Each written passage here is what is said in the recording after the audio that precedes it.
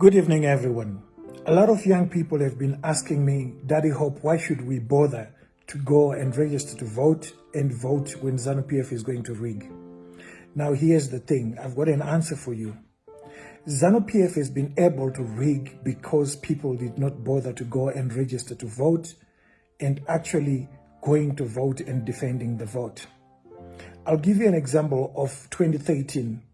21 people out of every 100 people actually bothered to go and cast their vote, which means that 79 people who were eligible to go and vote did not actually go and vote.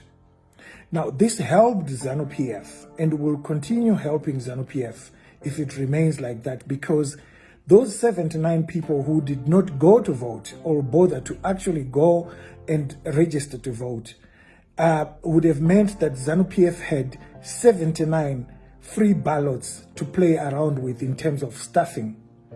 So if ZANU-PF realized that 21 people have voted out of every 100, it could stuff the ballot box up to 79 ballots, because those people did not turn up to vote. Now, what a huge voter turnout does is it reduces the ability of the incumbent party, which in this case is ZANU-PF, to rig the election. We saw this in Zambia. The Zambian ruling party was able, when it was in opposition, to go and register more than 1 million virgin voters, young people that had never actually voted their whole life. It won by over 1 million votes.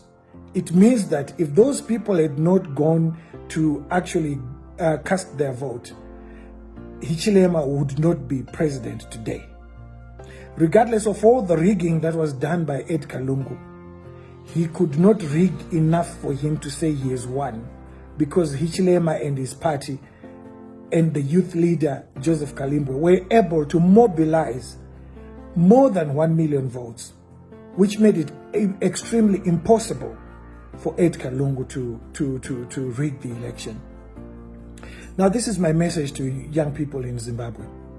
The reason why the Zimbabwe Electoral Commission came out and said only 2,000 people had registered to vote, and then after we had pressured them, they then said 2,971. And then we produced evidence to show that one youth group had managed to register over 9,000 votes and they haven't been back, is because they realized that the more people register to vote, it becomes difficult to rig in favor of ZANU-PF. That is the main reason why they want to create a semblance of voter apathy, of people who don't want to register to vote, is because it helps them to be in a position to rig on behalf of ZANU-PF. Now, if you are going to stop this, you've got to make sure that everyone around you is energized to go and register to vote.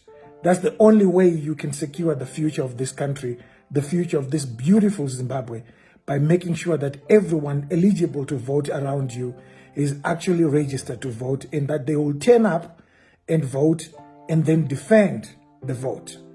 This is the most important message for 2022.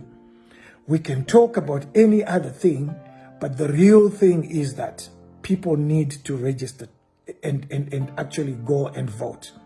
The reason why ZEC is playing around with numbers of people that have registered to vote is because it wants to demoralize Zimbabweans by saying that there's no point in going to vote. In fact, most of the messages that are coming on social media to say there's no point in voting because ZANU-PF is rigging are actually coming from ZANU-PF supporters and ZANU-PF Warakashi and ZANU-PF crude propagandists like Matigari. Please make sure that everyone around you goes to register and vote if they are eligible. If they ask you why, tell them that it will reduce the gap that allows ZANU-PF to go and rig elections. Have a good evening. If you give a little more than you take, and if you try to fix more than you break, if you're the kind who takes the time to help a stranger in the rain, there's a place for people like you. If you stand up for those down on their knees